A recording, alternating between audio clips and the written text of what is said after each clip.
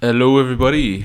Welcome to the football experience. We had a little bit of a break because there is no football to experience. Not really, anyway.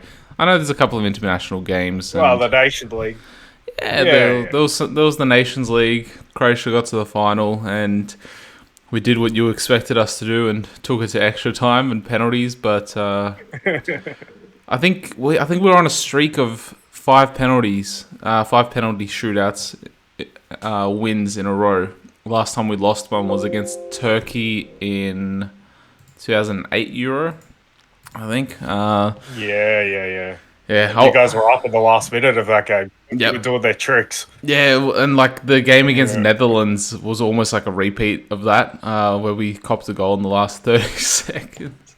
But anyway, that I was know. Last kick, yeah. basically. It was unfortunate that Luka Modric won't get his international trophy. I don't know. Who knows? Maybe we win the Euro next year. But this was another final. Who's riding them out at this stage? You can't. There's to get to. I don't know. I like the Nations League. It would be a trophy worth winning for sure. And I I think it's think a good international competition. And I think, but I think going forward, like you look at Croatia's performances in recent tournaments, like well, who would write them out of going deep in the Euros again? Really, especially with that midfield. My God. yeah. The thing is that we don't have a striker. We need a striker. Like Oh man, we know this. It's the hodgepodge of crap up it's front. I You've got know. Perisic on one wing, and the other two are just like, Peris, who knows what we're gonna Perisic, have. Perisic has been moved to left back now. Oh, I did see that Like actually. he's an Yeah, that out. one. Yeah, That one he's looked odd. those the semi That's final like and the final. He's playing as an out and out left back. yeah, that's like the Jesus Navas is played as the out and out Yeah. right back from Spain as Yeah. well, and he's really good at it as well. I must admit He those two games I like Perisic there. yeah. So maybe another one doing that trick. The fullback position has evolved so much in recent times, but yeah, well, no, I do like the Nations League. I think it's relevant international football. I It's not a golf disparity that you get, the golfing class that you get in a lot of qualifiers.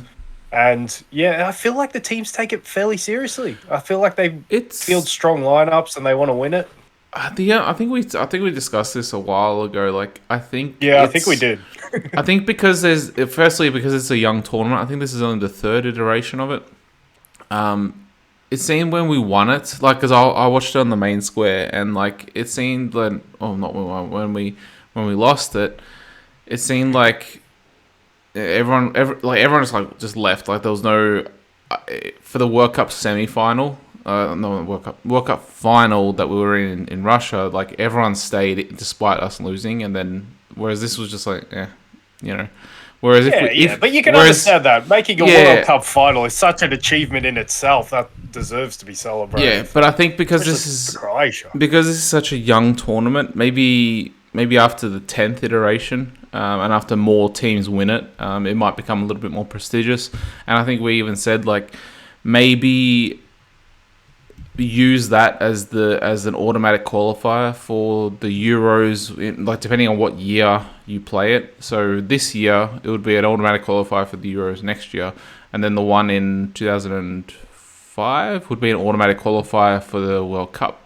So maybe use it for that sort of I think they are maybe looking to do that for future tournaments. yeah. I heard somewhere, but I don't know the ins and That outs. would probably add a little bit more to it as well, and obviously as time goes by and more teams win it, that would also add to it. But yeah, it's a I don't know. Maybe Modric wins the Euro, and that's his international trophy that he gets, and I think deserves. I'd say after the career he's had. Yeah, but I don't think.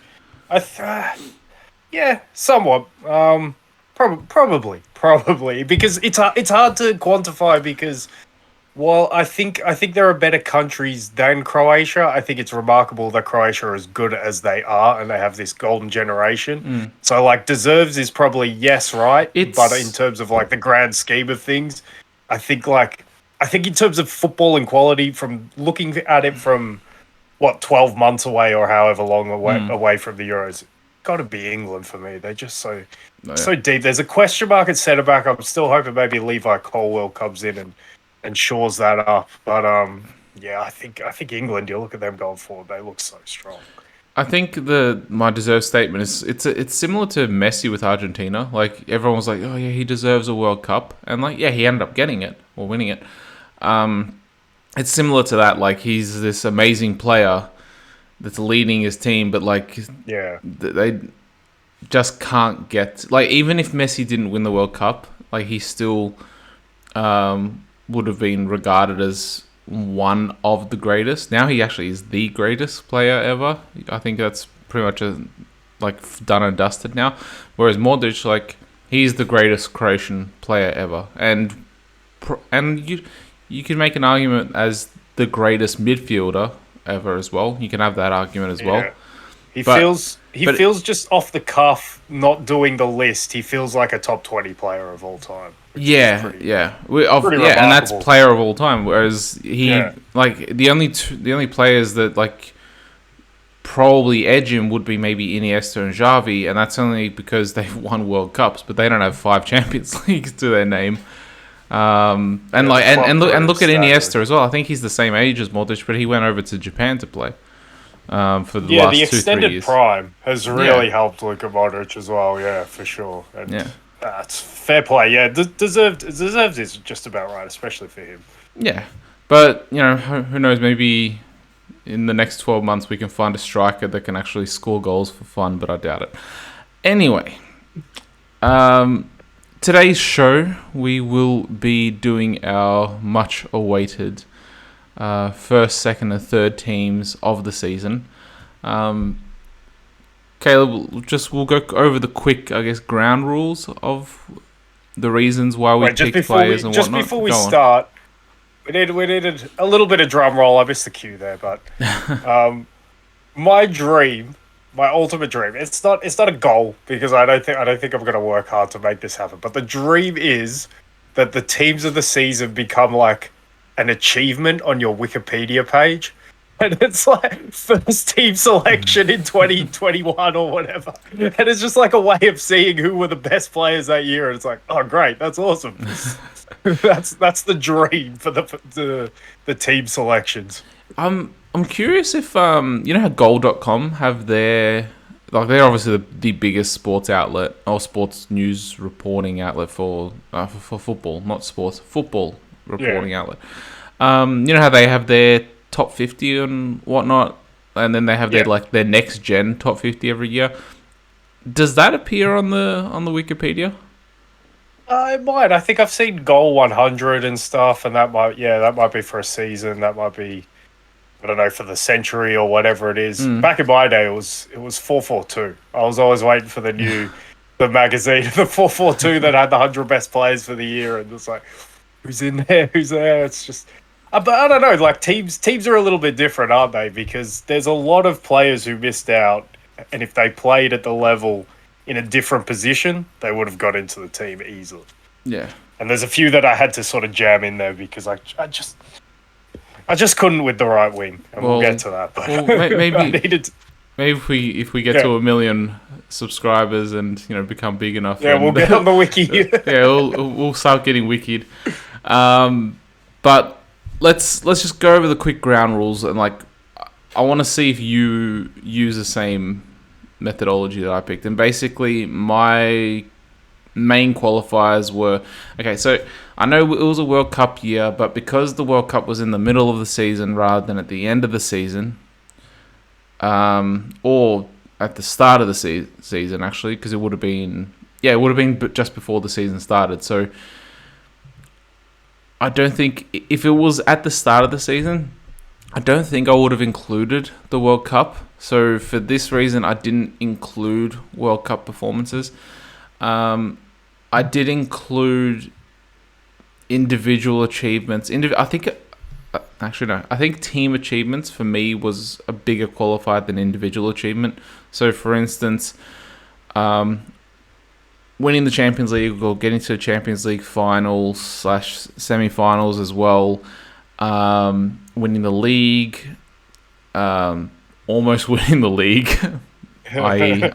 Arsenal. I think basically it's top four and above, isn't it? That's Yeah, like achievement, really. it was basically. There's some players who make the shortlist for me who are like maybe a couple of Brighton players. It's like, wow, what a fantastic season they've had. They've made Europe. That is an achievement.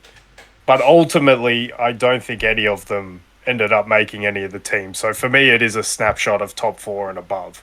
And as is my precedent, I don't know if I need to set this precedent because it's not often we'll have a World Cup in the middle. But any season there is a World Cup. Well, international and World Cup performances are never included in my teams of the season. It's just purely club performance. Yeah, in Europe. it's did we do a World Cup team like 11? Yeah, and that's my we did. Remember. I think it was a bit off the cuff and a bit. Yeah, I think it was like because it would have been again like top four and above. So yeah, I know. It would have been only like 3 or 4 nations.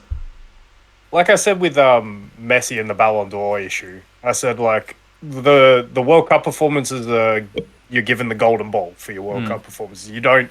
That doesn't need to count to the Ballon d'Or for me. I think that should be a separate thing. It should be the Ballon d'Or. They should just make it a club sort of thing, I guess. But that's just me. They don't want to do that because it would rule out Messi this year, and they want to give it to Messi, obviously. So, but spoilers: Messi did not make any of my teams. Neither. And nor did Luka Modric. So two greats did not make my team. He didn't make any of my teams either. Unfortunately, but yeah. Unfortunately, had I known that, I would have engineered something. We gave him his comeuppance. No, we absolutely did. Yeah, we did. The whole first segment was almost like a little praise to him. So pretty much. I made the final. Great, but yeah. Are we ready to kick it off or? Yeah, I think we're. How do you want to do this?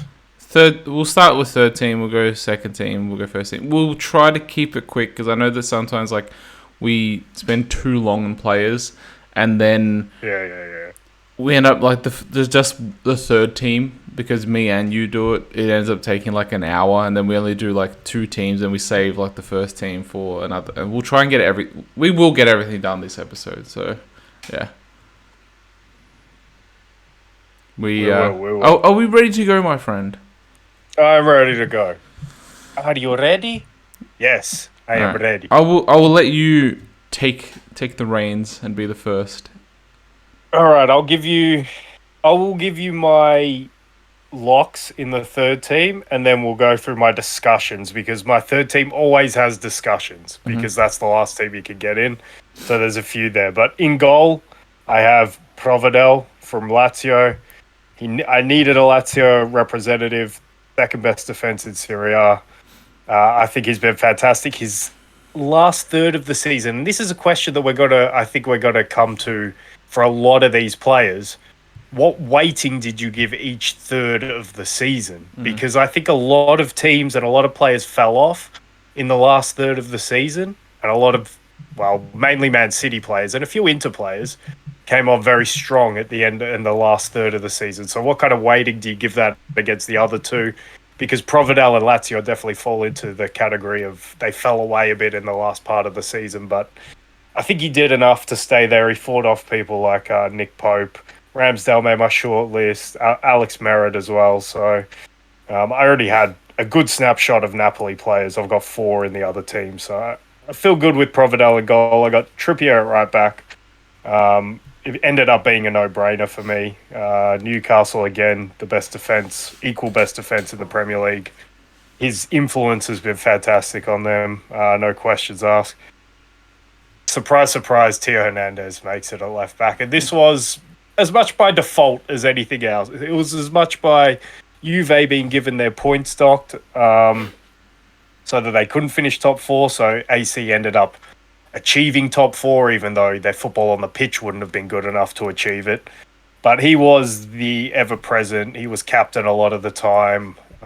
He was the best player when Rafael Leao wasn't playing. So, and let's be honest, the left-back competition was weak. So he gets in there as much by default as anything else. But he still is a fantastic player. So he's in there again. I have Falcundo Medina from Lens as my left centre back. I had to reward Lens because I believe they were the best team in the French league. I've got two of their players in teams, and I've got one in the first team as well. So that's how highly I rated them.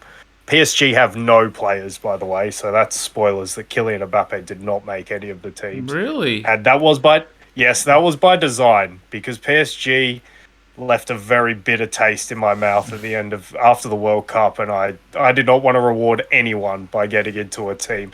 And the competition at left wing was insane. So Kylian Mbappe, unless I wanted to jig him somewhere up front, and again, up front, the competition was insane. So there was nowhere for him to go unless I put him at right wing anyway. But all right, my only lock midfielder is Jude Bellingham.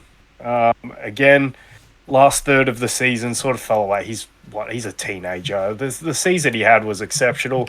I didn't really want to reward any Dortmund players, but I guess you kind of had to. So I didn't. If it falls up to me, I probably wouldn't have had a Bundesliga. I would have had one Bundesliga player in there, but we'll get to that in a minute. Well, two in fact, because this is one of my rejigging things. I got Christopher and Kuko at right wing.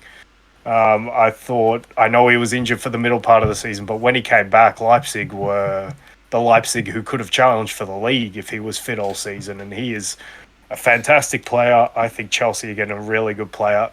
Having said that, there is the chance of the curse of the Bundesliga striking, because I thought Jadon Sancho was an excellent player when he was going to United, and he hasn't. And Havertz, I didn't think as much of Havertz as the other guys. He was meant to be like an absolute sensation. Yeah, like he was meant to be so that. Yeah, for sure. He was coming with as much promise. Yeah, and in Kuko, I feel it. I trust that he'll be better than Sancho. I think he's a bit more dynamic. He's older though as well, isn't he? I think he's like mid-20s. I think he's whereas 25. like Sancho, didn't he come as like a 22-year-old or something, and then Havertz so like slightly younger. Well, I was going to say he came to a struggling club, and then I remember Chelsea finished below mid-table this season.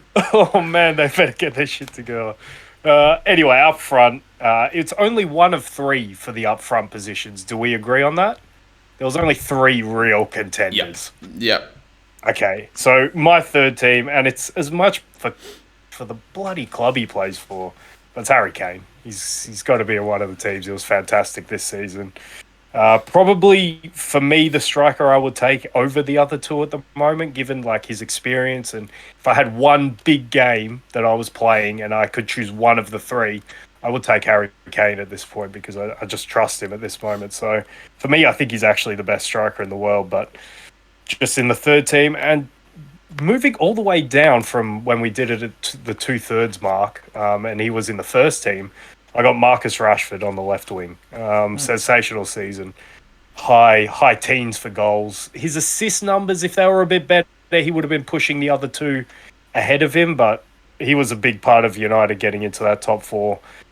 He and one other player got rewarded for that, and I feel like that's a good snapshot of United. So, yeah, that's who I have. Do you want to enter the discussions, or do you want to give me your... go on. You need to scrap Rash. I know the weighting of the Premier League should be a lot higher than the weighting of Ligue 1, but Mbappe scored 28 league goals. You can't... And I know it's PSG and all this stuff, but like you can't, if you're gonna put Kane as your main striker for a Tottenham team that ended up coming, was it 7th? Did they finish? Did Brighton finish above them? It might have even been 8th. So if you're gonna put Kane in there, who I think he also scored 28 goals, then I don't know how you don't put Mbappe as your left winger, and you put Rashford in over him. I think for me it was because Manchester United performed better than we expected, especially after the season they had. And that was because of Marcus Rashford. And PSG were way worse than we could have even expected. And Kylian Mbappe played for that team, and he didn't right that ship. I get what you're saying, and I think it's a fair argument, to be fair. And if you want to vote that way, that's fine. But I think the influence you can have on the club's results are really important to me. And I know he scored so many goals, so he did affect games, but I never felt like Mbappe was as important to PSG as Rashford was to Manchester United. I get that, and like I agree with that point, but still, like, Yeah, I get both sides. I yeah. do. I must say, but I'm sticking with Rashford. All right, that's fine. But I did want to bring up that argument because our viewers probably would have, and they might. Make sure you comment. No, that's good. Always play devil's advocate with these Yeah. teams because God knows I have in my head. I've been doing all the roundabouts and the loops. Yeah. Should I go through mine and then you can go through your? Did Yeah, you because you might name give me your some whole answers. team or there's? So I have a right centre back who is between four players. Mm. I have a holding midfielder who's also between four players, and I have another central midfield slot which is between two players. All right. Well, So if you give me yours, you might give me some answers in all there. right. So for my goalkeeper, I went with Onana, mostly because of their end of season form was similar to City's, where they were just like getting results, winning, and like we said with the Champions League final, the better team on the day lost. And we both agreed with that. And Can I say yeah, why it's so funny you say that? Because the goalkeeper I think of when I think Onana, I think Edison. I think they're the same goalkeeper, to be quite honest. They're really good with their feet, so composed. They're big guys, so you think that they can take control of their box, but sometimes they're a little erratic. So I think they're the same goalkeeper for me. So. yeah. Well, still, I put him in there because like they were obviously grinding out results, and a defense is the whole notion that defenses win you championships. And I know they didn't win. Did they win this? I think they only won the Super Coppa Italia or something. They won the Super Coppa and they won the Coppa Italia. Okay, so they did the cup double. Yeah, so they did end up winning stuff as well. But yeah, I think it's probably more weighted for the end of season performance of Inter, because no one expected them to make the final. Yeah, exactly. Making a final is an achievement comparatively. And it's like the Croatia in the World Cup thing. Yeah, did they finish third or second above Lazio? They were third. Lazio did end up finishing second. Yeah. Okay. Yeah, I'm just double checking. Yeah, only by 2 points. I think they lose the very last match, or did they win the very last match? Yeah, I can't remember. I wasn't watching much football. No, they won it, but I think they went on a massive win streak pretty much. Oh, they lost. They did lose one match in their last 5, but it was like the middle ones. But regardless, I picked Onana as my goalie. And then I went for back 3 because I struggled for a left back because there was no real left backs that really stood out and caught my eye. At least not 3 of them. Camavinga made my short list. But he's not a that's what we had at left back. Yeah, but he's not a left back. He played there. I know he played there, but he's still. I don't. He's a midfielder like that, and they bought him as a midfielder. I know that players can get converted into different positions and whatnot, but still, I went for 3, and that's White, Acerbi, and Gabriel. So you can pick Acerbi, or I know Gabriel plays left centre back, and you're looking for a right centre back, and I know Acerbi plays generally down the centre of the 3. I have none of those guys in my short list. I get the Acerbi point, but I thought he left it too late, and I thought he was really good for 1/3 of the season. I just didn't think it was enough, even though it was a really good third of the season for Inter, and he was really good. Yeah, there's more weight on I guess the last third for me. But I'm still not discounting obviously the first 2/3. But I went for a back 3 there. And then I went for a midfield 4 of Brozovic, Bellingham, Gundogan, and Griezmann. Brozovic, Bellingham, Gundogan. All right, Gundogan didn't quite make it. Brozovic did. His end of season performance, because he was popping up with goals, and as well as putting in really good performances. Gundogan, yeah. Again, it was a bit of a 1/3 kind of player, but he was steady the whole season. Yeah. It's just steady isn't quite enough to do it for me to get into a team, even though he was really good at the end with the important goals. But I guess we're getting our answer because you've gone the heavily weighted final third, and I've weighted it heavily, shown by the fact that City have the most players in the teams out of any club. And you know my thoughts of City in the middle part of the season. But to be fair to them, they were really good for the first third of the season. Yeah, exactly. Well. They were good for. But I tried to make it a bit more even because I did want to represent the other parts of the season as well. So, but yeah, so. Wait, and is that your whole team? Oh, you've got your striker. I got my striker. And then the front three of Nkunku, who I think he got the Golden Boot in Bundesliga as well, despite missing he did a good portion of the season. Yeah, he killed it.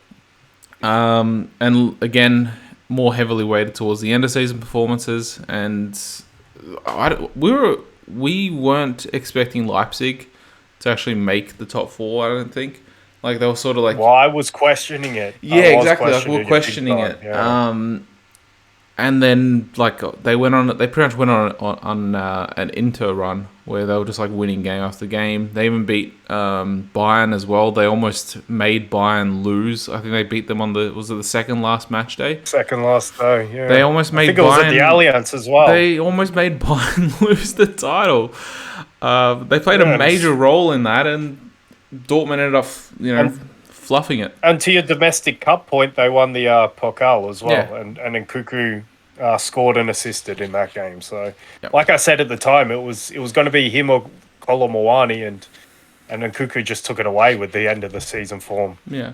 And then went for Kane and Mbappe. Yeah. We knew that after the the objection to the Rashford, but... The major objection. That's a strong team. So, honestly, your centre-back choices, who were they again? Gabriel, Acerbi, and White. Yeah, because White can play. I know he played right back this season, but he can. Last season he played centre-back, so he can play. I think he can play in a back three very well.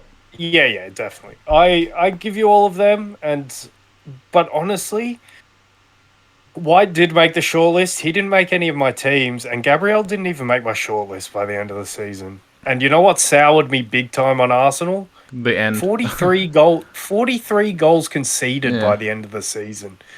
Too much for that defense, and I did reward one of the guys for the way he plays and the lack of depth in the position. I'm guessing you could probably guess who it is, but the other guys, I just couldn't bring myself to it. And Saliba did make my shortlist, but yeah, when I looked in that column and it said 43, I just couldn't bring myself to put an Arsenal defender. But you know what? I know Saliba was injured for I think the last 6 or 7, maybe even 8 games. So out of those 8 games, does it strengthen out of those 8? Case I think it does because out of those 8 games, I think we copped 20 of those 40 goals. Yeah, I did that in my head because there was that 5-0 against, was it 5 or 4-0?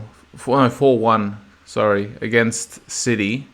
In this, then there was the 3-0 against Brighton, so that's already 7 goals without him. But then again, I'm not. I know you can't put down us not winning the league down to one player, but he wasn't extremely important. I think it was a combination of us missing actually Tomiyasu and Saliba, because Tomiyasu would fill in for White, and White did start getting tired towards the end of the season. Yeah. A lot of Arsenal players did. They flagged quite badly. But a few of them, how many Arsenal players did I have? I had 3 Arsenal players across all the teams. So they still got rewarded for the season that they had. I had... all right. That's your team, one. Right? I've got 2. I've got 4. So pretty much the same. Oh, no, 5. Sorry, I've got 5. Ooh, 5. That's City are the only club who had 5 in all of my teams. All right, so here's my thinking. Now, I know you've already thought about the Brozovic argument, so that'll be good for holding midfielder. I've got 4 players for right centre-back. They are Jimenez from Atletico Madrid, Atletico, I think, only conceded 30 goals this season, second best defense in La Liga. He played high 20s, I think 28 games. Ding him because he did play 5 Champions League games, and Atletico got knocked out of the Champions League in the group stage and didn't even make Europa League. So that is a big ding. But I thought he was the best centre back for Atletico in their resurgence. I think he is Atletico's best centre back, and he's important to them. So I put him in there. I got Rudiger in there. Real, third best defense of the league. He was the ever stay. He was aggressive. I put him over Militao because I thought Militao was out of the team a little bit more. I've got Casale from Lazio. Do I want to reward 2 Lazio players? But Lazio were the second best defense in the league. 30 goals conceded. He would go nicely with Providel. I thought he was the better out of the two of him and Romagnoli. And then I've got Danilo from Juve, who kind of for the look of him and the leadership of him, I'm tempted to put him in. He is the right back / centre back, so I don't know about that partnership with Medina because they're both kind of that, but who cares really? I think that's fair enough. But yeah, Juve, I think, were the third best defense in the league, just behind Lazio. And I kind of want to reward their on-field sort of performance because they would have finished top 4. And I do not have any other Juve players who are in contention for any other spot. So I guess in talking it out, I'm kind of answering my own question and putting Danilo in as my right centre back. I don't know if you have any objections to that, if any names stood out when... I don't really have any objections to that. There weren't really any... I don't know. What about it was a Botman from Newcastle? Unless he he was a lock. He's already in one of the teams. Don't worry about that. Yeah, all right. We'll go with Danilo in there. Probably Jimenez would have been my second choice, but doesn't matter anyway. The 4 players for holding midfield, I've got Brozovic as well. He did end up actually playing high 20s games in the league, so that was my question mark over him. I have Brian Cristante. Did Roma have a season worth rewarding with a player in there? They did make a Europa League final. They did have a push for top 4. He was easily their best player for me, so if anyone gets rewarded, it's him. I have Bruno Guimaraes, who obviously Newcastle already have 2 locks, as Trippier is in there and Botman's in there, like I said. Do they deserve a third player? Maybe they do. He is probably Newcastle's best player as well and the guy who makes them tick, so he's got a good argument. And this was kind of... Do I want to recognize the season the Real Sociedad had? And it's kind of harsh, but La Liga was a poor league this season. So if this guy doesn't make it, no Sociedad player will make it. But I have Zubimendi in there. I thought he's the metronome in there. He just sort of keeps everything ticking. Looks so neat and tidy. And when you think of the identity of Real Sociedad, they are a very neat and tidy team. So he kind of is the epitome of it. I think he's their best player in terms of because he's so durable, even though when David Silva plays, I think he's the most eye-catching player. But yeah, he's one that I was tempted to give a nod to. Man, I don't know if anything leaps out off the page at me for this one, to be quite honest. And I'm guessing, I know it's probably Brozovic for you, but were there any other names or reasonings behind the other players that sort of spoke to you? Well, I have Guimaraes in one of my teams. That is fair. I'm interested to see who's not then.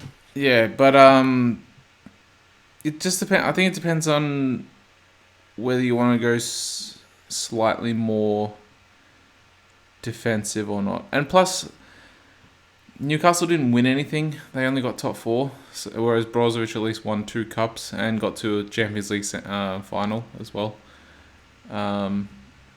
And you could probably, maybe you could put down their end of season form down to him coming back as well. Because he was, I think he got injured in the semi-final of the World Cup. And I don't think he played the third place match. So you could probably attribute the end of season run down to him coming back. All right. Wait, how many interplays do I have? 2, so that takes him up to 3. I think I'm three really is big on the. deserving. I'm really big on the like which clubs deserved it as well. But oh man, 3 is a lot for Inter given they were pretty dog shite in the first 2/3 of the season. Oh, I don't think Roma quite deserve a player. Newcastle, if I give Newcastle an extra player, they'll have as many as Arsenal. Oh, you know what I'm doing for my snapshot for the way that he epitomized the club? I'm going Zubimendi. I put in Zubimendi in as my holding midfielder. I don't think he's quite the player of Brozovic. That goes without saying. I don't think he's the player of any of the other. Oh, see, when I say that, it sounds stupid, doesn't it? Because the other three, I think the other 3 players are just better than him, though. Oh man, I guess, I did, am. did anyone expect Real Sociedad to make the top 4? Yeah, because they are surprising, aren't they? That's my It's thing. The club argument is strong there. You could make an argument that similar to United, especially after the way United started and I guess the problems that they had at the beginning of the season. No, I don't think anyone expected them to make top 4, but I guess like it needed Chelsea to have a shit season, it needed Liverpool to have a shit season. So it needed 2 teams of that top 4. It needed Tottenham to have a poor season as well for United to actually get top 4. This is good, Nev. You've made me feel secure in my decision. I'll stick with Zubimendi then. I'll give. But with Real Sociedad making top 4, was it really down to teams having poor seasons? I know Sevilla had a poor season, but did teams... Sevilla were the big ones. Yeah, but like Villarreal... I thought could have had a better They lost season. their coach, though, and they lost a couple of players as well. Yeah. They got a little bit raided after last season's performance. But still, like I said with the Premier League, you needed Liverpool to completely shit the bed. You needed Chelsea to completely shit the bed. I know Liverpool came good at the end of the season, but you needed the teams around them to open up 2 spots for Newcastle and United to get in. And United finished 4th as well, didn't they? They didn't finish above Newcastle, or did they? Yeah, they finished 4th, I'm pretty sure. Exactly, so... All right. I'm going with Zubimendi. I'm good with that. Right. You've convinced me. But So Brozovic would have been an excellent pick as well.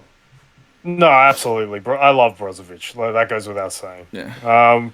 And the left central midfielder I've got between Nicola Barella and Garvey. I'd probably go with Barella. Man, I had Barella. You're going to go with Barella? How many Barca players? Without Garvey, it'll be 2. And they're both defensive. So, does that midfield deserve a mention? Pedri probably would have got into one if he wasn't injured for that middle part of the season. Wasn't he injured like for the whole like second third of the season rather than the middle? Because it was it was just before the United second leg that he got injured. Yeah, you're right. So yeah, no, I'm happy with that, Barella, because Brozovic didn't make it. Barella has to make it. All right, I'm good with that. We're done. Just simple maths. Second team. We ready to get that? Yeah, you kick us off on the second team then, because I've got all locks on the second team, no questions. All right. I went with Edison as my goalkeeper. Interesting. Treble winner. He is a treble winner, but didn't think he was great. Look, I know that with City, it probably comes down more to their defense, like the players that are in front of Edison that make him look better. You know, whereas if you have a keeper that's, you know, copping 15, 20 shots at goal per game and he's only conceding 1 or 2, he probably will look better. Similar to De Gea, because he hasn't De Gea won like the Player of the Season award almost every year since Sir Alex left. So I know that, but like he's still an integral part of that team, and again, treble win. Am I too harsh on Edison? Probably. I'm too harsh on Edison. I'd say so. I think I don't know, maybe there's a little bit of Liverpool bias there, a little bit of Alisson bias there.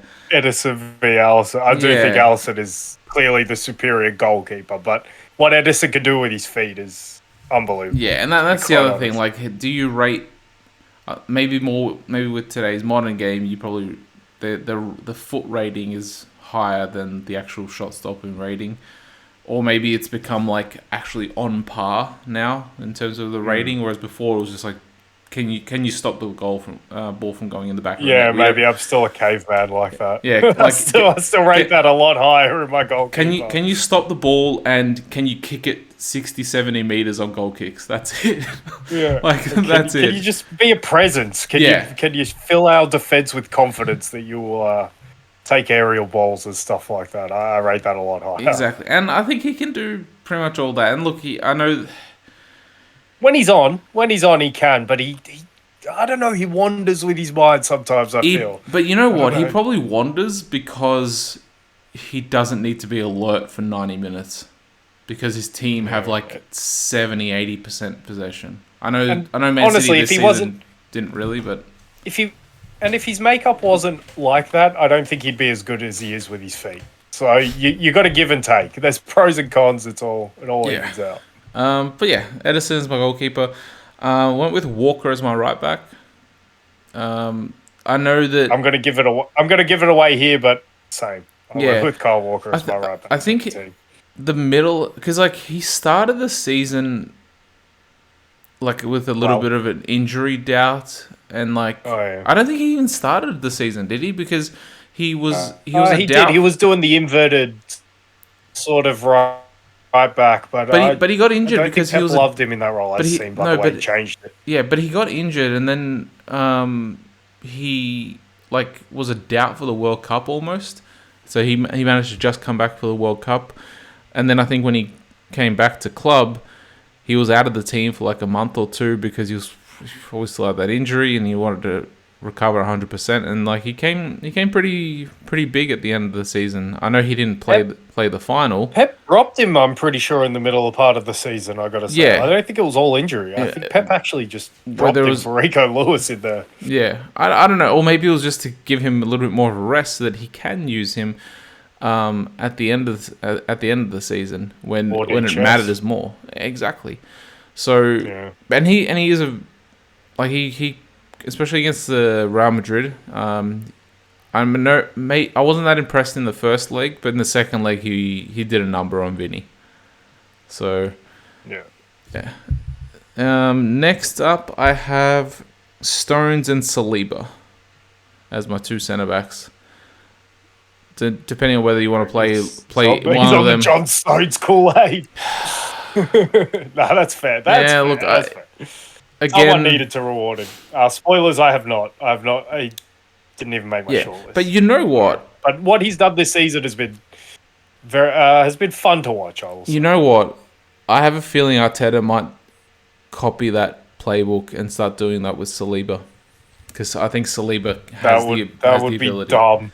That would be so dumb. Saliba has the ability to do that, though, and at times he out of the two centre backs, he is the ball playing centre back of him and Gabriel, and by missing him, we lost a lot of that playmaking from the back, and yeah, like I said earlier, out of those 40 or 44 goals that you said, I think like 20 of them were scored when he got injured.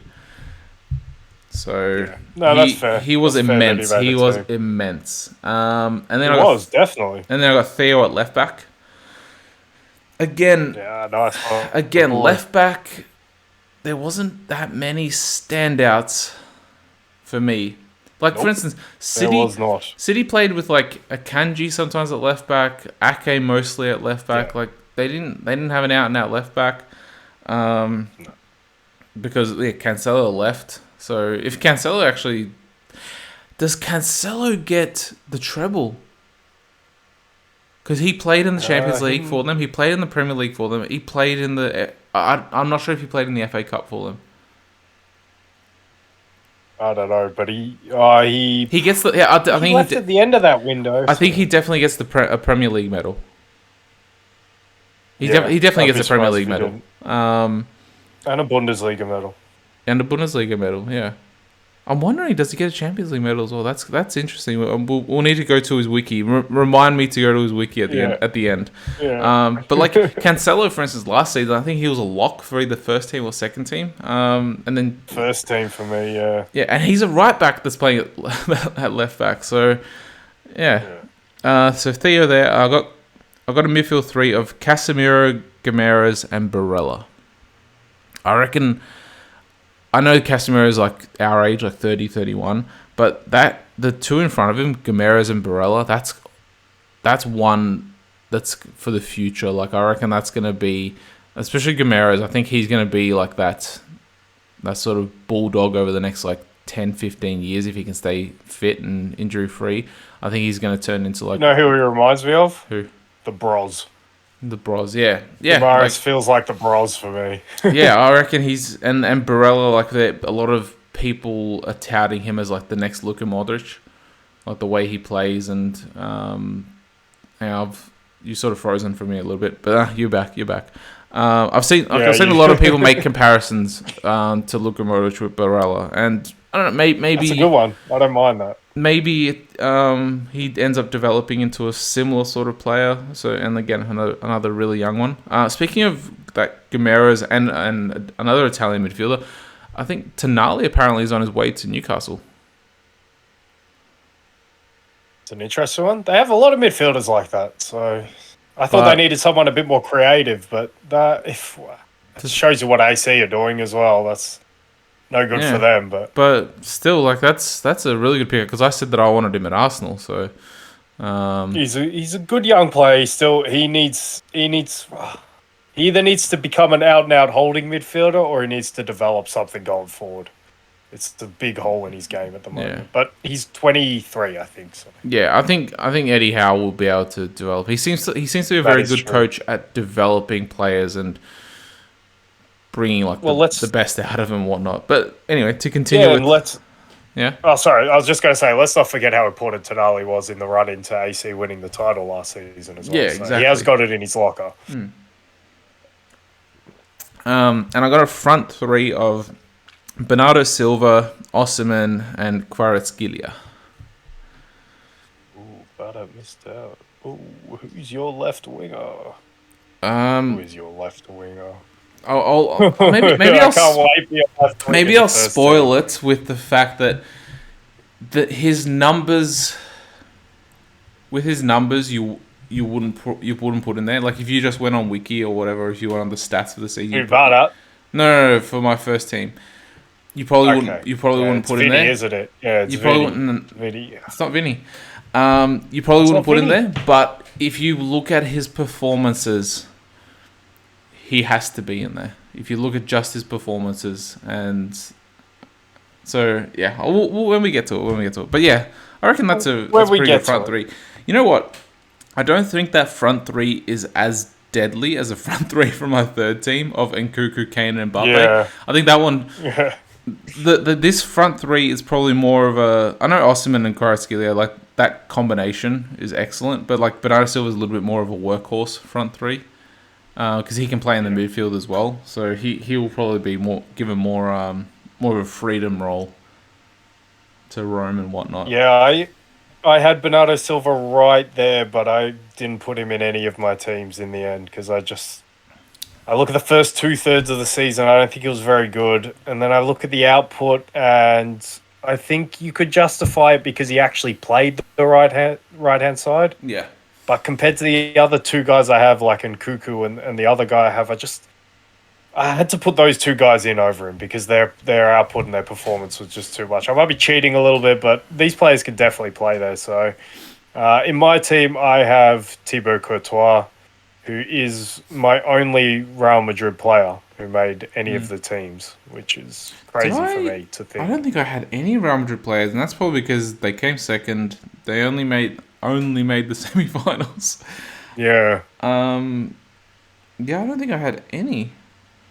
No, I had to give Courtois the nod. I think that game at the Bernabeu, the first leg against City, sort of cemented it for me because it was just like, who is the best goalkeeper in the world? For me, it's Thibaut Courtois. He's the best goalkeeper in the world, I think. he just narrowly edges out Mike Mignon for me at the moment. Mignon was injured for a lot of the season as well. Exactly, so he wasn't in contention for any team in the end.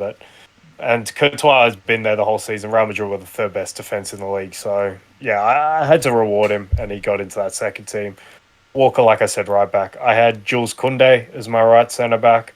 I know he played right back, sort of in a hybrid position for the majority of the season. We know he's a centre back by trade though, and he played that position like a centre back, and he was the most ever present outfield Barcelona defender. So as much as I think Ronald Araujo is a better defender, the fact that Jules Koundé was there for longer this season, I just gave him the nod for that, and he was excellent as well this season. So it's not all for those reasons. I have Sven Botman in my second team, down from first team where he was in the mid part of the season.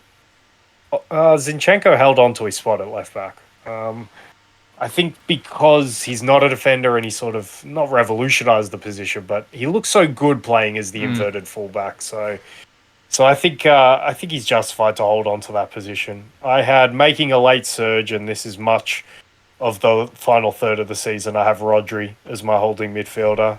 He just didn't do enough to overtake. I'll give it away, Casemiro in the first team, because everyone knows I love Casemiro, and we'll get into the reasons when we talk about Casemiro. His impact was probably bigger.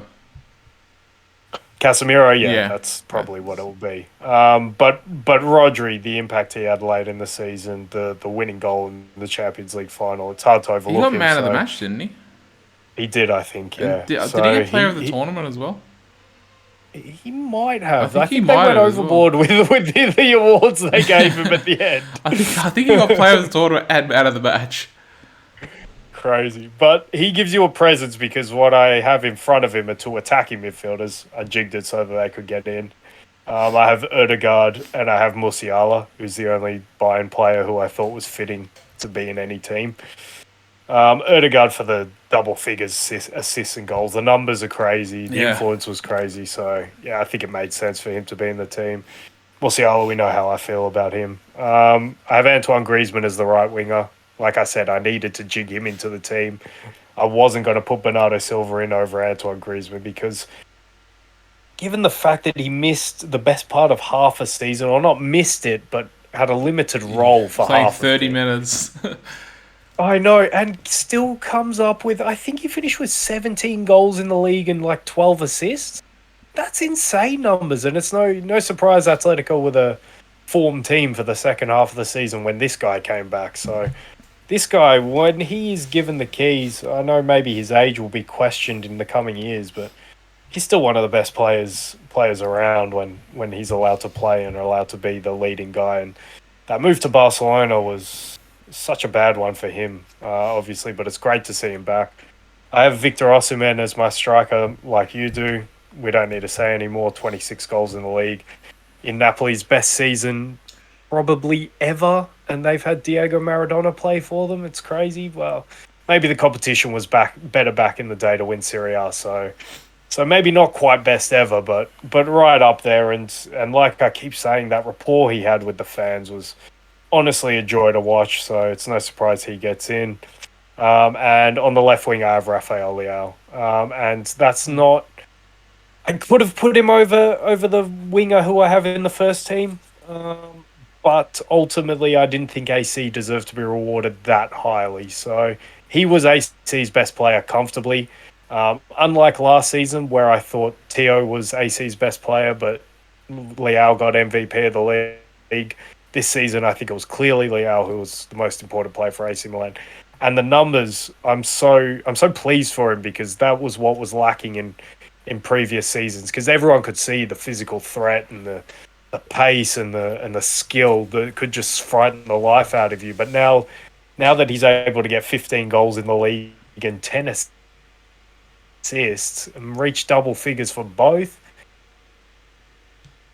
it's fantastic to watch. And he's well on his way. The internet's just Vinicius a little bit. Junior did not make... Oh, damn, I'm down to one red bar. Have you got me back? That explains it. Yeah, I got you back. That explains it, though. But Rafael Leao on this trajectory is so good that Vinicius Junior did not make any of my teams, which is crazy to think. So, because we know how much I rate him. But yeah, that's my third team. They were all certainties in the end, all locks, no questions. That's it. Yeah, I don't mind that team. But yeah, I know AC made the semis, and I know that Lau got the Osimhen curse for the semis. But still, they were struggling to make top four as well. Like, I just can't, the way that their season, just especially like league form, wasn't that great at all, especially for a team that won the league. I had to ding them hard for that, and like I had Theo, but other than that, I had no AC players.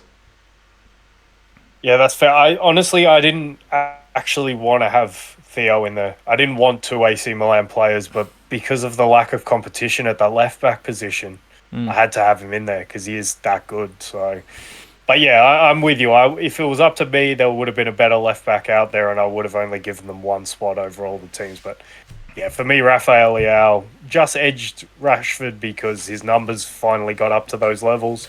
And AC, like you said, made the semis, and they still technically made top four. But yeah, I get your points. I get your points on AC because I was right there with you. We ready for the? So can you just read out that team again? The second team? Yeah. I have Courtois in goal, Walker right back, Koundé and Botman as the centre backs, Zinchenko, Rodri holding, Odegaard and Musiala in front in the central midfield, and then Griezmann, Osimhen, and Leao across the front. I think my team outworks yours. Probably, but look at that front three. I know. Well, my front three is Silva, Osimhen, and Kvaratskhelia. Yeah, but I'm saying look at the thread of mine. And I think my midfield three is better. I think my midfield is the only guy who's not working is Rafael Leao, but to be fair, he does leave Zinchenko exposed, and I don't like that. And you have no left flank, at least from a defensive perspective, because Zinchenko's he's going to be caught out on the right wing, the way he floats. Don't worry, Ben Botman's coming across the cover. He's defending him. Who cares? We're going forward and we're just pressing I. Yeah, I can see that. Do you want to do your first team first, or should I do mine? All right. How about we go position by position for the first? Yeah. All right, let's do that. All right. So in goal, I have Marc-Andre ter Stegen. Me too. It was a no-brainer. Me too. Yep. Good. All right, we're on the same page. He was the only goalkeeping lock. Barcelona had that fantastic defensive record, chiefly because of him. The saves he pulled out this season were unbelievable. And to your point about feet versus goalkeeper, well, this guy does both. Maybe we don't see him tested in the air that much, and it's probably the only question mark. But him with his feet, he's one of the world's best. So, yeah, there was no question that he was the first team goalkeeper this year, and he should be Germany's number one going forward, I must say. Yeah, especially with Neuer's. He's like 36 or 37 now, so yeah. You'd expect him to be on the out. Right back, Di Lorenzo. Same. All right. Lock. It was easy. That was easy. in full agreement there. Yeah, he's been fantastic this season. He's captain of the team who won Serie A at a canter, made the Champions League quarterfinals, and easily the best right back in Europe, very comfortably. And his growth has been something special because he's now a complete fullback who can do everything. He can play that sort of inverted role and control the game. He's physical enough to not only defend well, but make those overlapping, underlapping runs. His delivery in forward areas is good. He could play centre-back if he wants to with that physique, so he is complete for me. He is that good. Two centre-backs. I reckon we're going to have exactly the same. Diaz and Kim. Yeah, it's exactly the same. You can do your synopsis and your breakdown of those. I think I think the introduction of Diaz, because he was sort of out of the team, and then he came back in. Was it this? I think his introduction back was the semi-final against the semi-final, not the semi-final, the FA Cup against Arsenal. I think he played. I think he got put on in the last 30 minutes or 40 minutes, and that was like him coming back from, I don't know, where he was being saved because of injury or like I don't know why he was frozen out. I don't think anyone knows why. Maybe it was an injury because he didn't really play in the World Cup either, did he? I don't think. No, he was a mainstay for Portugal. He was a but when he came back from the World Cup, he wasn't playing for City. So no, he wasn't. And I honestly, this one I will say Pep might have been playing 4D chess. Maybe. Because I think Pep can see how important this guy is for the whole team. But ever since... wanted him there for the really big moments. And like ever since then, like City just looked like a completely different team. They just looked more solid at the back. They were conceding less. And like he actually... His impact was actually immense. When he came back, because up until that point they were absolute trash. City, I think we can agree on that. And Kim, I think that goes without saying. Like he's probably. You mean the Bayern Munich bound Kim? I thought he was. Apparently. Well, no longer Man United. Apparently Bayern have hijacked the deal, but apparently there might be others to hijack. So until Fabrizio announces it, I'm not buying it. Here we go. Until I hear that, here we go. Let's see it. I don't know, but yeah, Bayern are very heavily interested, and that would be an awesome signing for Bayern. Yeah, that would be an awesome signing, and I think you gave him praise pretty much from the very beginning of the season, like that. He shocked me from the start. Just came out of nowhere. He was so good. Yeah, he was so good. And you know what? He didn't play that second leg against. Yeah, he got suspended. Against AC, and you know what? Like that, I know. Like there was multiple factors. Like they had, I think Napoli had 2 injuries during the first half, and then they had 2 suspensions going into it. Osimhen was only like 70%, maybe 60% going into that second leg against AC. They had a lot going against them, but like I don't know. Maybe Lau doesn't score that goal if Kim is there. Maybe. Man, well, yeah, I actually I would probably agree with that, to be quite honest, because when it was Leao against Rachmani, I just knew it was game over. I'm like, oh man, this is not good.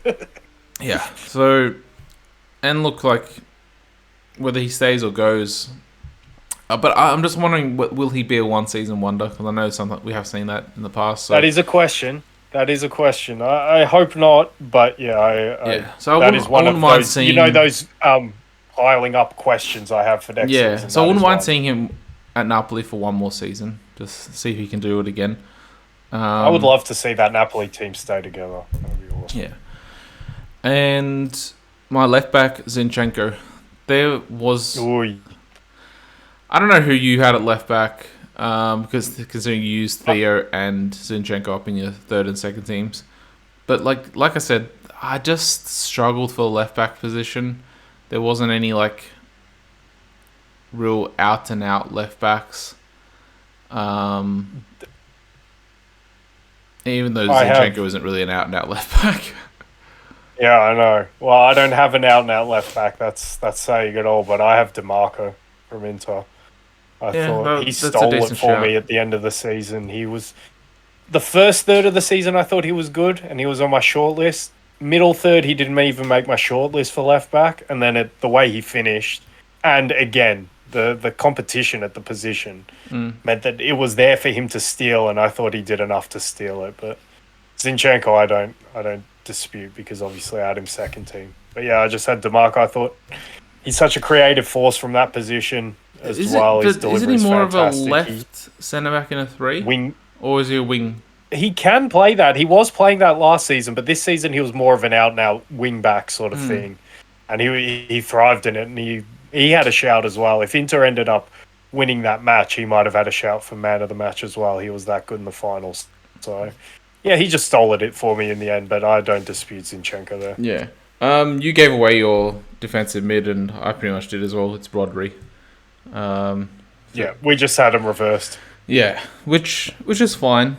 I think I think you obviously put more Just for weight that. on the impact that Casemiro The had impact. on, whereas like I think for me it's just like, well, Rodri's the stabilizing force in that. He was constant. Like he probably played like every single game. He was the constant one in there. So like, and because he's already been there for like X amount of seasons, the impact isn't necessarily going to be there. Maybe you feel that impact when if he was to get injured and then come back. Because who plays that defensive mid? Because Calvin Phillips was like, Calvin Phillips. I don't know. Pep's favourite. Yeah, Pep's favourite. But yeah, don't think is there anything really to add there? We sort of went over it in the second team. Yeah, we've done those two. I know I'm going to have one different to you in the central midfield, but I'm pretty sure we're going to have one the same. Yeah, De Bruyne. Yeah, absolutely. And I went. He got 18. I think he got 18 assists in the league this season. Some crazy number again. Insane. And he wasn't really playing. And the goals. I think he there was a couple of games where like Pep just left him out. Like he wasn't playing every single game either. Yeah, I think the theme is we're seeing how much Pep was actually playing 4D chess in terms of having the World Cup in the middle of the season and timing the runs of his key players. But so heartbreaking for De Bruyne that he gets injured in the final of the Champions League again. But in terms of the league, but maybe if he doesn't get injured and he ends up playing, maybe they end up losing as well. Maybe, yeah. And they weren't playing well when he went off. So yeah. But yeah, in terms of, he was probably the key reason for me why they won the league, because in those two games against Arsenal, he was the guy who set it all rolling. So yeah, a big moment player. He didn't score all that many goals, but the assists. He scored important goals. And the goals he scored were important. Exactly right. So that was a no-brainer for, I guess, both of us. The three that stand out are probably the one against Real.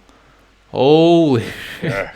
Because what an important goal. Because if Real go into the Etihad one goal up, Valverde plays in that midfield.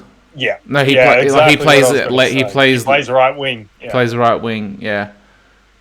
He should have anyway, but he should have. Yeah, but in hindsight, but yeah, like that. But the way, oh my god, that goal still gives me tingles. And then obviously the two goals against Arsenal, like the two opening goals in both their games. So yeah, just a big moments player. Yeah, he's become that for sure. Who have you got central midfield? I'm interested here. We'll definitely not be the same. Odegaard. That's fair. I had him in second team, obviously. Yeah, and you know what? I think... Yeah, go on. He's only 24, I think, and it's only his second season. Actually, no, he only played half a season last year, I think. Wait, did he? Or was that 2 years ago when he was on loan? And then last season... Yeah, so it's only his second season, so second and a half season. No, or did he get signed? He didn't get signed this season, did he? He might have been signed at the start of the season after the loan. I don't know. That feels right to me, but don't quote me. I can't remember if he was captain last season or not. No, because Aubameyang was captain last season. Yeah, he was still captain last season. I think Odegaard was still on loan last season. Maybe. Anyway, what's the point? Anyway, there we go. But yeah, like I know during like the middle of the season and whatnot, like there was a lot of people making comparisons to him and De Bruyne, like having the role and the importance in the team. His numbers are of De Bruyne's numbers. I said at one point this season I thought he needed to get his goals up while he did that. Yeah. Getting into double figures from midfield is great. And you know what? I think as he gets more and more acclimatized to the Premier League and sort of builds his body up a little bit more, I think he's probably... I think we might... If he stays injury-free, obviously, that's always the caveat with me. Staying injury-free. And obviously, like, not getting your head turned by, the distractions from the outside world, but... Maybe if he ends up having like 10 years in the Premier League, maybe we're having that conversation of one of the greatest Premier League players, Premier League midfielders, similar to like a David Silva, a De Bruyne, if he's already putting up these numbers now. And if he continues to do that, then you definitely put him in the conversation for that. Yeah, there's no doubt, given that his age, given his output already, like you say, if he continues to do that, yeah, he can be in that conversation. Yeah, and I had Seiko Fofana from Lens as my central midfielder. A bit of a wild card. Yeah, a bit of a wild card in there. Like I said, that final part of the season for Arsenal left me cold. Yeah. Otherwise, it would have been Odegaard. And also Odegaard and De Bruyne, the comparisons we're making, I don't know how functional that is. But Fofana, his numbers, 7 goals in the league, 5 assists. It's not unbelievable, but his influence was. This is a guy who's 28. This is a guy who's playing for a team who, well, he's captain as well, obviously, and he's playing for a team who are only recently promoted to Ligue 1. And this previous season, this team were comfortably the best team in the Ligue 1 for me, consistently as well. So I think they only conceded 20-something, 23 or 28. I can't remember the number, but it was a crazy number that they only conceded in the league. They scored a lot of goals as well. He came up with important goals down the stretch, which saw Lens qualify for the Champions League and only finish 1 point behind PSG. So for the influence, for the man mountain he sort of reminded me of a Yaya Toure a bit, the way he played this season in terms of the way he could get up and down. He probably even did more defensive work than Yaya Toure, but he was just everywhere a presence, and I thought he should be rewarded. I think if all of these players played well and all of these teams played well, I don't think he'd be first team, but that kind of shows you the anomaly that this season was in some ways. So, yeah, I thought a Lodz player probably deserved to be, well, I've got 2 of them in there, so that's how good I thought they were this season. I thought this guy was their key driving force. I'm going to say at right wing, we have exactly the same player, and it's Bukayo Saka. Yep. That is easy. Again, double figures, assists and goals. Crazy how many Arsenal players did that. When you think Odegaard did it, you think Martinelli did it, and you think Saka did it. He is somewhat the beneficiary of playing on the right-hand side because it's only him as a lock on that right-hand side. But he was fantastic first 2/3 of the season. Last third, again, left me cold a bit, so it would have been interesting to see if there was a proper out-and-out right winger, whether he could have kept his place. But as it was, that competition never arose. Hang on, you're breaking me. You're Not breaking enough for me. I know Bernard. Hang on, Caleb. I've just lost you for a sec. Like to display Oi. him. We're having some technical difficulties. He shouldn't be displaced because he was. Caleb. Be displayed. You got me? No, I've got 2 bars again. We missed. I missed that whole part. Like when you were saying about displacement and stuff. No, I'm just saying he shouldn't be displaced from right wing because his first 2/3 were so good. But anyway, we got the same player though. Yeah, we got the same. We got the same player up front. We're Yep. just the only place we're differing is at left wing. Yep, I think so. But yeah, the striker Haaland. Do we really need to say much? The numbers speak for themselves. I only want to say, I might not have put him in as first team if it wasn't for the precedent I set with Lewandowski last season. Because I think there's levels for this guy. I think he needs to, but he will get better at certain things. I think his overall game, there are bigger holes in his overall game than the other 2 strikers, I think maybe I'm putting a bit too much faith in Osimhen, but the leaps and bounds Osimhen showed with his link-up play this season was, I don't know, it just came out of nowhere for me. I didn't think he'd be this good this quick. Haaland was starting to show it, obviously, in that final third, but he didn't score the big goals in the big games down the stretch. He didn't need to. He carried the team for a big portion of the season, and man, the way he destroyed the Premier League, I didn't think I'd see it. So, he is definitely a first-team player, but again, in terms of my aesthetic and my viewing pleasure, I don't like watching him as much as Osimhen or Kane yet. I really like it watching and that's Haaland. what's frightening. Yeah, that's fair. I don't know. I think it's because I haven't seen something like that in a while, where like you have a guy that's bullying like Premier League defenders, and it's like you don't see that. Like maybe like Drogba like is the only one that really comes to mind. The last person that you really saw that. But Drogba never had that explosive Yeah, pace to bully them with as and then well, you did add he? that as well. Like you add the explosive pace and like just this sort of Is ferocity to it. is This rawness. is R9 original Ronaldo the comp here when he was young, when he was blowing everyone away? He's not as skilled though, Haaland. He's nowhere Nah, near as the skilled. this See, original R9 I love to watch. yeah, But in because terms he of that had explosion because and the bullying, R9 had like Ronaldinho type skill and dribbling. man, he was a special player. Yeah. He was. That's maybe sacrilegious, but that Barcelona season for R9 was sensational, and this Haaland City season has been sensational as well.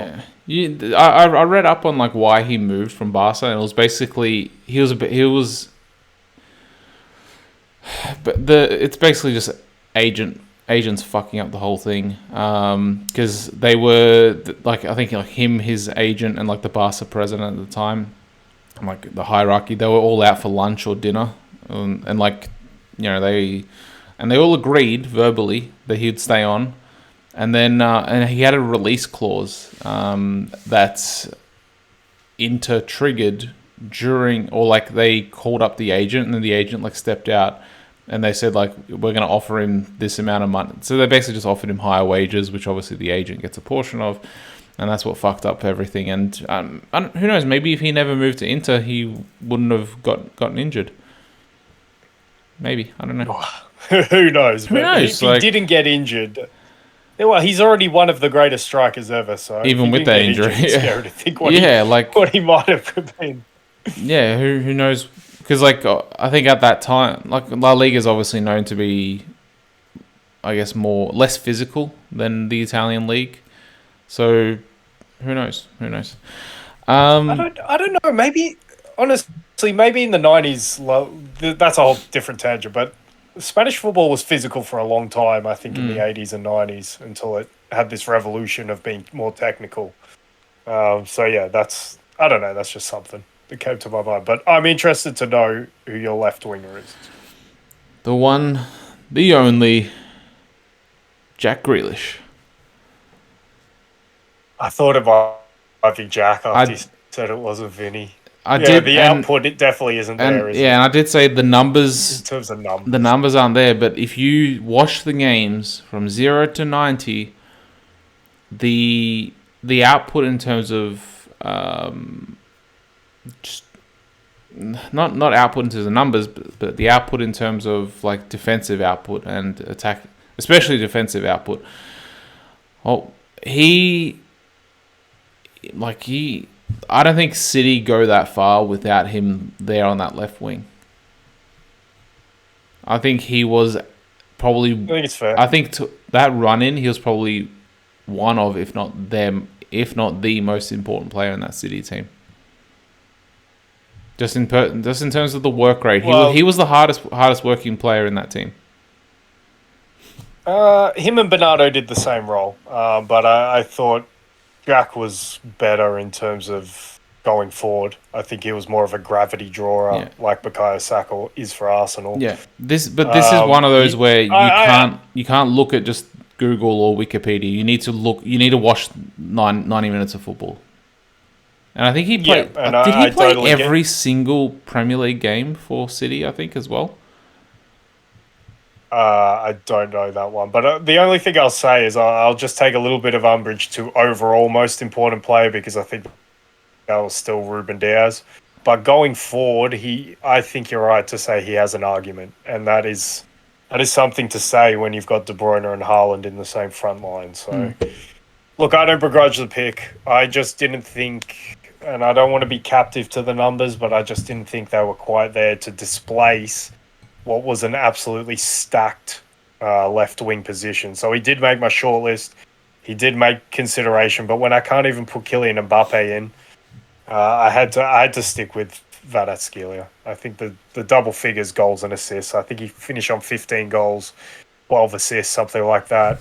For again record breaking Napoli. Napoli, who I guess if they were pushed, they probably could have tried to push 100 points mark, but they were never pushed late in the season. But again, I point to that game against Inter late on in the season. I think that was the game that Inter lost out of I those think five it games was, that we were yeah. talking about. Yeah, and that was the game. That was the only game where Napoli thought, you know what, we might actually play this game because this team have just made a Champions League final, and we kind of want to say we're still the best team in Italy. And Napoli were the best team in Italy, and this guy was the second most important piece, or maybe third. But in terms of left wingers, in terms of output, it was him or Leao, and because Napoli was so much better than AC Milan, it was him. So yeah, Kvaratskhelia is my left winger.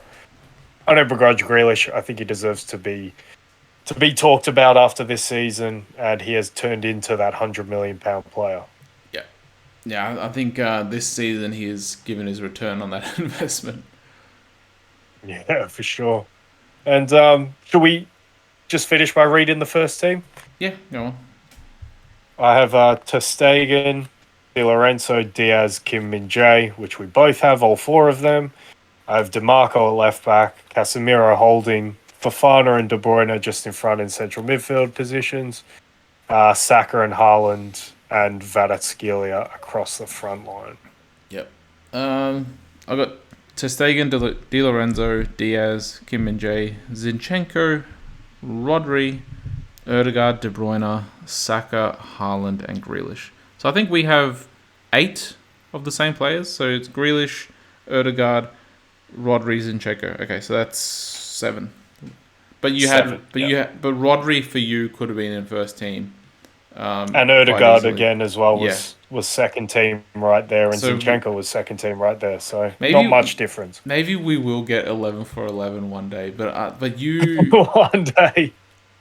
I could have put Kvaratskhelia first team, but I think just because like how important Grealish was to that treble, you can't like discount that treble, and that's why I had to put him in there. The treble was blinding, that's for sure. That's why City had 5 players in, for sure. Yeah, hang on, I just want to check if he did. I thought I saw somewhere that he played in every single Premier League game. So I just want to check those stats. For the listeners. Yeah, Man City. No, 28 matches. Okay. Well, we missed 10. So he missed 10. I don't know where I saw that. But yeah, he didn't. Oh no, he played in every single Champions League game, 13 games. Is that every single game or? I think it is because they played 2 legs. Yeah, So it's it 6. is. Yeah, so he played. Yeah, that's what I saw. So he played every single Champions League game for them, and no goals or assists in the Champions League, no goals or assists in the Carabao Cup, no goals or assists. Did he? There's no or in the FA Cup. No. Did he even play in the FA Cup? Because his stats aren't showing up here, which is weird. But only five goals, 7 assists in the Premier League. He didn't get into double figures or anything like that. But like I said, it wasn't the stats. You have to watch his actual performances, especially towards the tail end of that season, and then you see how important he was. Yeah. Well, Alright. we managed So to let's get those round it numbers all up. Let's get people listening. Yeah. we need to get this on Wiki. We need to get this official. The teams of the season. But yeah, let's spark some debate in the comments. I want to see some comments for this one. Yeah. See some disagreements. I have a feeling there will be quite a lot of them, especially for no Messi, no Messi for either of us, no Mbappe for you. Who else is important that was missing? Martinelli would have made one of the short lists, but because I think he got double figures for assists and goals. He did. Yeah. Yeah, he did. Yeah, I don't know who else we're missing. And I can't, not off the top of my head. Didn't Bruno Fernandes definitely those two. get into double figures as well? For both assists Yeah, and goals? he made a short list of really weak central midfielders. I had a really weak central midfield short list. Like the CMs rather than the AMs. Yeah. The attacking midfielders, I had a few. But the central midfielders, I think I had Pascal Gross as one of my nominees. No, I think he's sensational, by the no way. Liverpool players either. Mo Salah did make the shortlist for left wing. Yeah, but like right wing, no Trent, no Robertson, no Hell no. Allison. Hell no. Oh, Allison maybe. Nah, hell no. Not for finishing fifth. When Trent started coming good towards the end of the season when he started being moved into midfield. But like we said at the start, we were pretty much just rewarding if you finished in top 4. Yeah. Unless you were a smaller club who did something pretty sensational. So I think I had Pascal Gross and Lewis Dunk as my shortlists from Brighton. And by the way, I think Lewis Dunk, like I said at the start of the season, we're coming full circle. This is our full circle moment. After the Brighton game at Old Trafford at the start of the season, where I said, I think Lewis Dunk should be the England centre-back if Harry Maguire is. I'm going to say it again. I think if England are going to play that style of centre-back, it should be Lewis Dunk over Harry Maguire. But ultimately, when we're going into the Euros next season, I'm hoping that it's John Stones next to Levi Colwill. I think that will be a top centre-back partnership if they can get that working. Is there anyone else for centre back? Because Ben White can play there, but he must have had a falling out with Southgate. Yes, he's been playing right back, but yeah, there must have been something there. So he probably doesn't get called up while Southgate's manager. Yeah. Anyway, we'll see where we're at when it comes to Euro time at the end of the season. Yeah, who knows where. At the end of another. That's a long way to go.